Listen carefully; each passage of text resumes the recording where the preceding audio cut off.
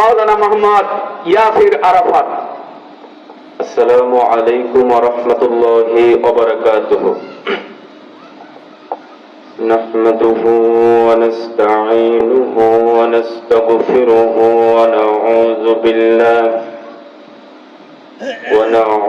বিল্লাহি মিন শুরুরি আনফুসিনা ওয়া মিন সাইয়্যাতি আ'মালিনা। من يهده الله فلا مضل له ومن يضلله فلا هادي له ونشهد أن لا إله إلا الله وحده لا شريك له وأشهد أن سيدنا وسندنا وحبيبنا ومولانا محمد الذي أرسله بالحق بشيرا ونذيرا وداعيا إلى الله بإذنه وسراجا وقمرا منيرا. فقد قال الله تعالى في كلامه المجيد والفرقانه الحميد: إن الله وملائكته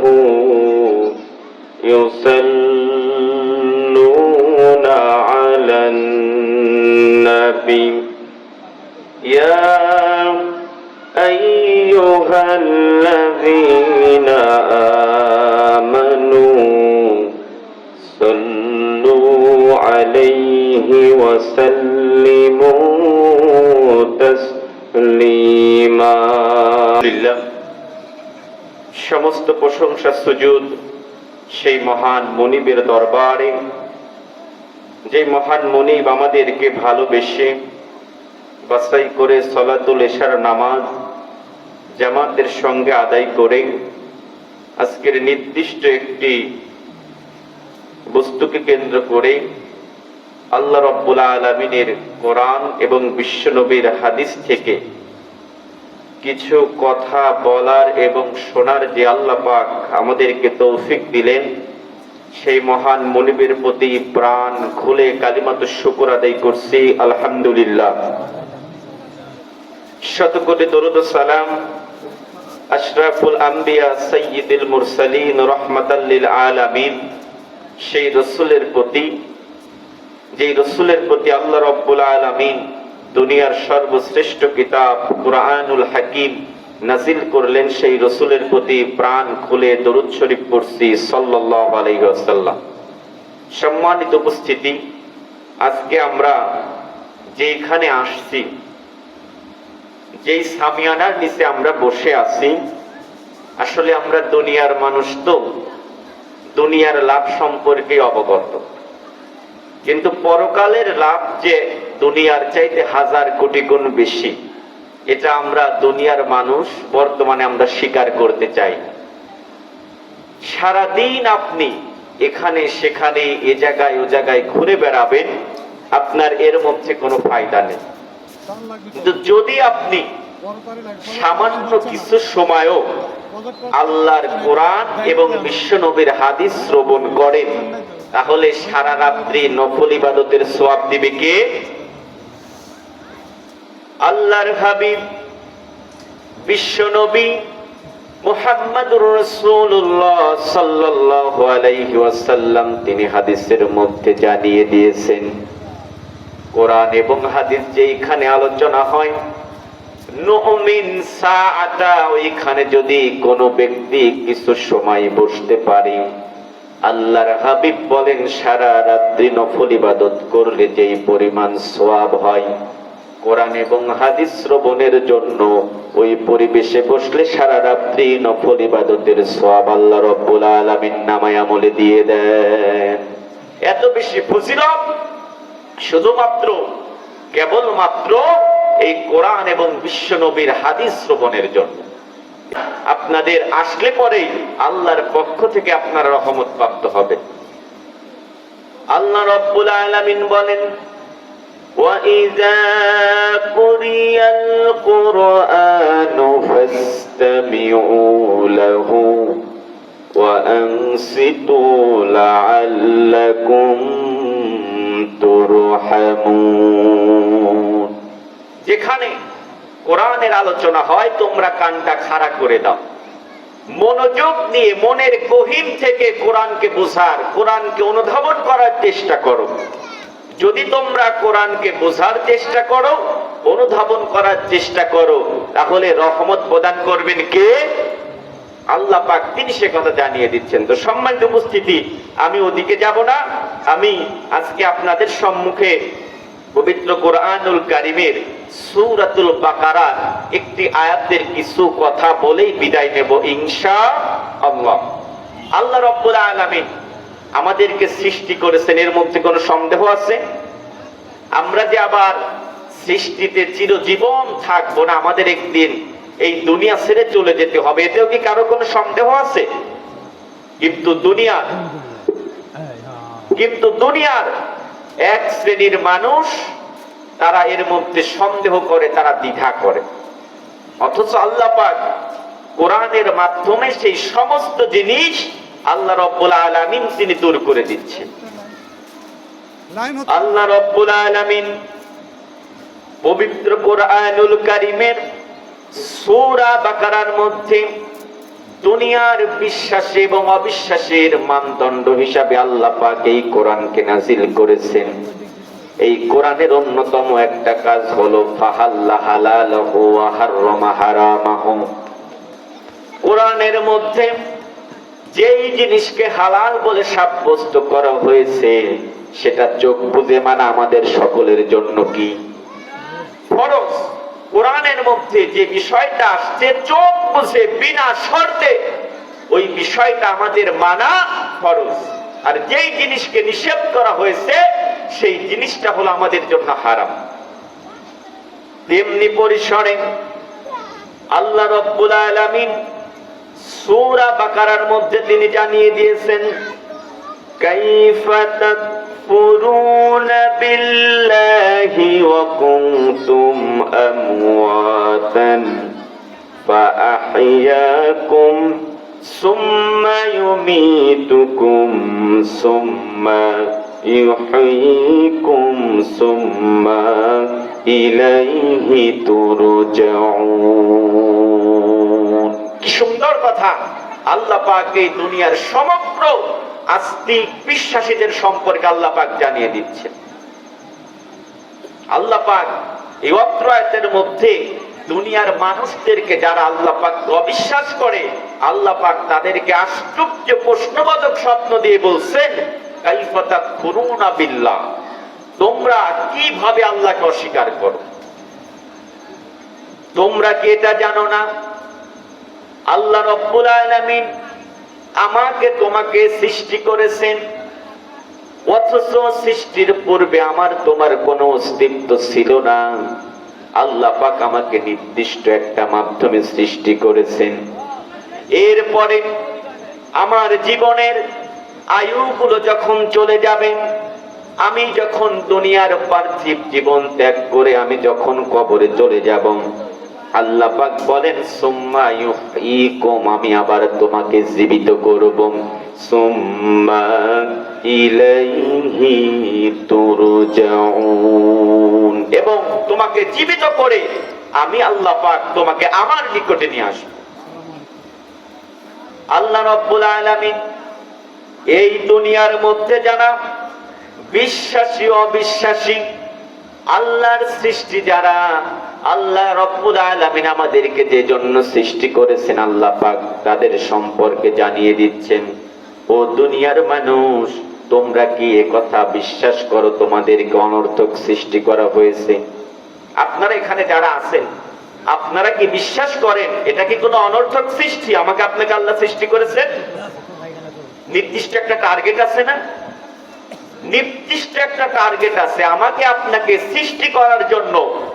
আল্লাহ রাব্বুল আলামিন যে বিষয়গুলো তিনি জানিয়ে দিয়েছেন এর মধ্যে একটা হলো আমাকে আপনাকে যে আল্লাহ পাক সৃষ্টি করেছেন, আল্লাহ পাক আমাকে আপনাকে অনর্থক সৃষ্টি করেন। তাহলে আল্লাহ রাব্বুল আলামিন কেন আমাকে আপনাকে সৃষ্টি করেছেন? আল্লাহ পাক তো আমাকে অনর্থক সৃষ্টি করেনি। আল্লাহ পাক কোরআনের মধ্যে জানিয়ে দিচ্ছেন, আফাহাসিবতুম আন্নামা খলাকনাকুম আবাসাও ওয়া আন্নাকুম ইলাইনা লা তুরজাউন।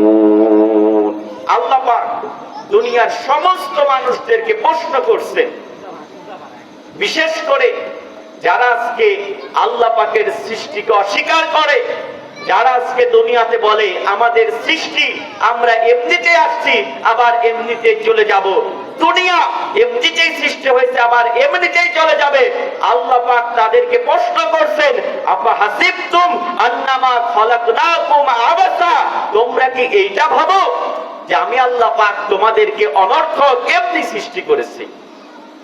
তোমরা কি জানো না ওয়া আন্নাকুম ইলাইনা লা তুরজাউন, তোমার যখন হায়াতের জিন্দেগি শেষ হয়ে যাবে, তোমাকে যখন মানুষ মৃত ঘোষণা করবে, তোমার যখন চোখটা চিরস্থায়ী ভাবে বন্ধ হয়ে যাবে, এরপরে নির্দিষ্ট সময়ের পরে আমি আল্লাহ পাক তোমাকে সুম্মা ইউহয়িকুম সুম্মা ইলাইহি তুরজাউন, তোমাকে যখন নির্দিষ্ট আজাল দিয়েছি, সময় দিয়েছি, এই সময়টা যখন শেষ হয়ে যাবে আমি আল্লাহ পাক আবার তোমাকে আমার নিকটে নিয়ে আসবো।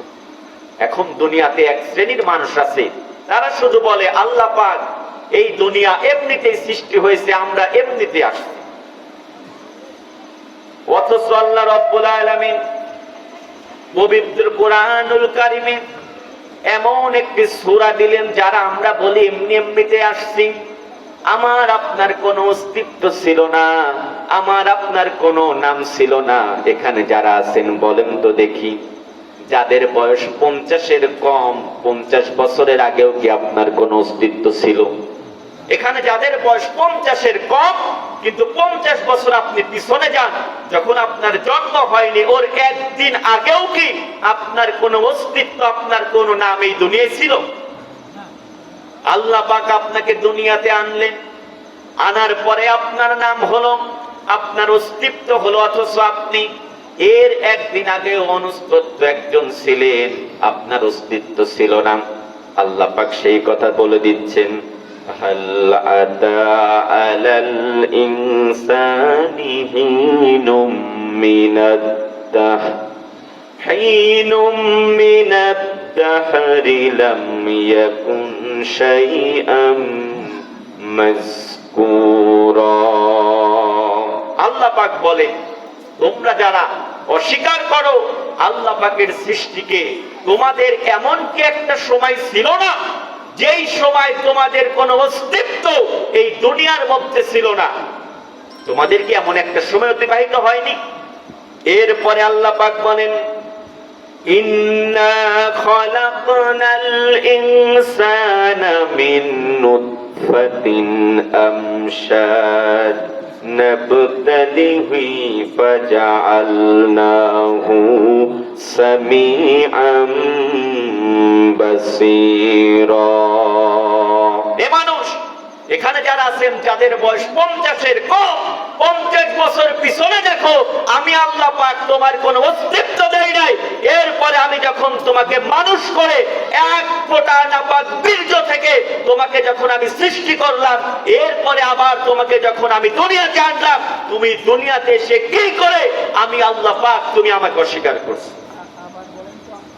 তোমরা কি জানো না এই দুনিয়ার মধ্যে আমি মানুষদেরকে নির্দিষ্ট একটা সময় দিয়েছি, মানুষরে তোরা যে আমাকে অস্বীকার করিস, তোরা নিজের অস্তিত্বের দিকে একবার তাকিয়ে দেখ।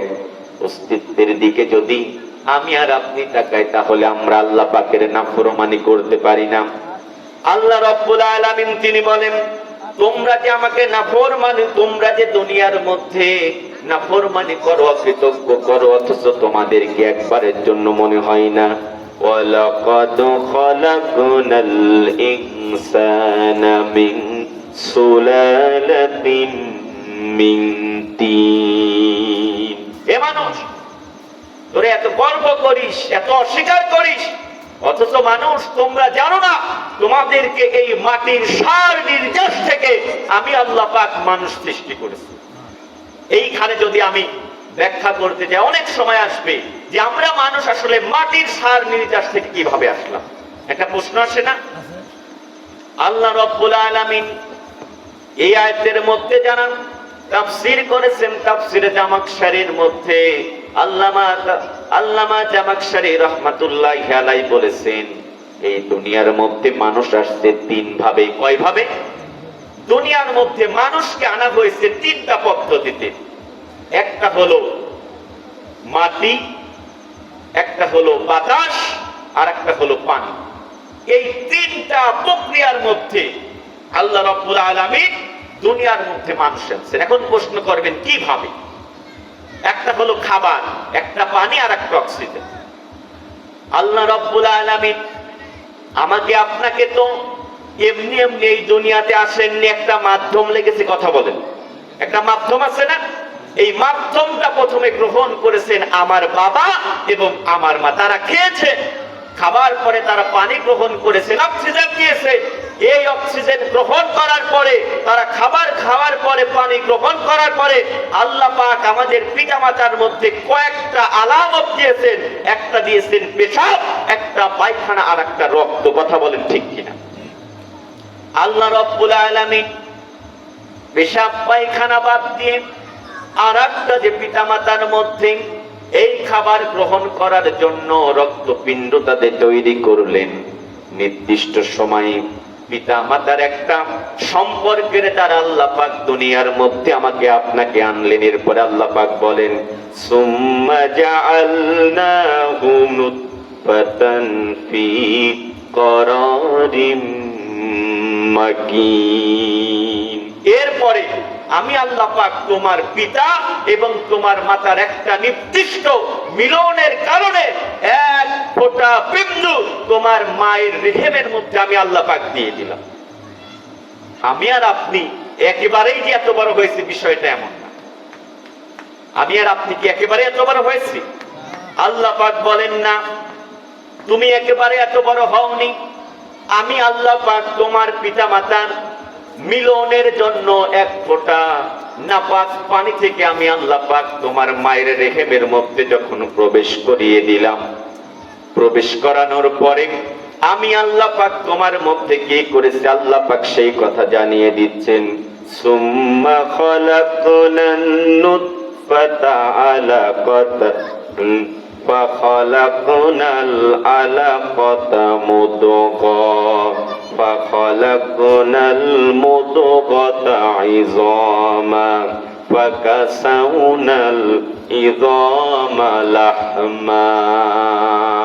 আল্লাহ পাক বলেন তোমার পিতামাতা যখন নির্দিষ্ট একটা সময় তারা যখন অতিবাহিত করলো, তোমার পিতামাতার অতিবাহিত সময়ের মধ্যে এক ফোঁটা নাপাক পানি থেকে তুমি যখন তোমার মায়ের রেহেমের মধ্যে গেলে, যাবার পরে আমি আল্লাহ পাক একটা ফেরেশতা নিযুক্ত করে দিলাম। সুবহানাল্লাহ বলবেন না? আমি আর আপনি যে দুনিয়াতে আসছি, আমার আপনার আসার পিছনে আল্লাহ পাক একটা নির্দিষ্ট ফেরেশতা সেই দিন থেকে আমার মায়ের রেহেমের মধ্যে দিয়েছে, যেই দিন থেকে আমার পিতার নাপাক এক ফোঁটা পানি আমার মায়ের রেহেমের মধ্যে গেছে। হাদিসের মধ্যে বিশ্ব নবীর সাহাবী হযরত আনাস রাদিয়াল্লাহু তাআলা আনহু হতে বর্ণিত, হযরত আনাস রাদিয়াল্লাহু তাআলা আনহু তিনি বলেন আল্লাহর হাবিব বলেছেন দুনিয়ার মধ্যে যখন কোনো কেউ আগমন করবে, আগমন করার সঙ্গে সঙ্গে আমি আল্লাহ পাক মায়ের রেহেমের মধ্যে একটা ফেরেশতা নিযুক্ত করি। সেই কথার প্রমাণ আল্লাহ পাক দিয়েছেন, আফাহাসিবতুম আন্নামা খালাকনাকুম আবাসা, তোমরা কি ভাবো তোমাদের অনর্থক সৃষ্টি করা হয়েছে? এই হাদিসের মধ্যে হযরত আনাস রাদিয়াল্লাহু তাআলা আনহু তিনি বলেন, আল্লাহর হাবিবকে আমি বলতে শুনেছি, যখন কেউ এই দুনিয়ার মধ্যে আগমন করবে, আল্লাহ রাব্বুল আলামিন ওই শুকরানোর সঙ্গে সঙ্গে একটা ফেরেশতাকেও মায়ের রেহেমের মধ্যে দিয়ে দেন। দেওয়ার পরে আল্লাহ পাক ওই ফেরেশতা যখন মায়ের রেহেমের মধ্যে চলে যায়, যাবার পরে ওই ফেরেশতা তখন আল্লাহ পাককে বলে, ইয়া রব্বি আইয়ি নুতফা, এ আল্লাহ, এখানে আপনি যে এক ফোঁটা বিন্দু পানি দিয়েছেন, ওই পানিটাকে কি আমি জমাট করব? আয় আল্লাহ, আপনি যে এক ফোঁটা পানি দিলেন, এই পানিটাকে কি আমি জমাট করব? দুনিয়ার মধ্যে অনেকে আছে, মাঝে মাঝে দেখবেন প্রেগন্যান্সি মিস হয়ে যায়, মিস হয় না? এখানে সব ক্ষমতার অধিকারী কে বলেন তো? দুনিয়াতে কেউ আসবে, কে আসবে, কে আসবে না, এটা সবচেয়ে ভালো জানেন কে? মাঝে মাঝে কিন্তু আমাদের সমাজে এমন হয়, কারোর যদি মিস অ্যাবর্শন হয়ে যায়, আমরা তাকে দোষারোপ করি, মেয়েটা ভালো না। আসলে এইখানে দুনিয়ার কারোর কোনো কর্তৃত্ব নেই, একমাত্র দুনিয়াতে কে আসবে না আসবে এর ক্ষমতার মালিক কে?